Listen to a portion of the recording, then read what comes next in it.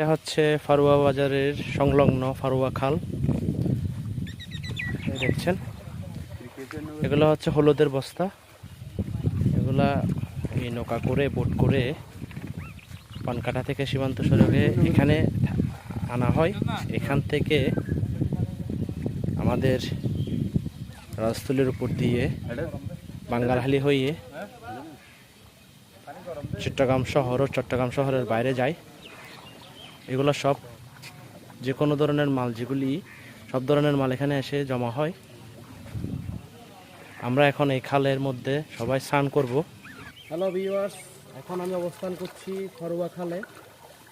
আমরা এখানে আসছি বাঙ্গালহালি থেকে প্রায় 50 কিলোর উপরে হচ্ছে। তো রাজস্থলী থেকে এটা দূরত্ব প্রায় 20 কিলোর মতো হবে বা 20 কিলোর অধিক হতে পারে। জায়গাটা মোটামুটিভাবে খুব সুন্দর। তো এখানে আপনাদেরকে আমি দেখিয়েছি, এখানে অনেকগুলো হলুদের বস্তা দেখা যাচ্ছে, যেগুলো সীমান্ত সড়ক পানকাটা হয়ে আসছে।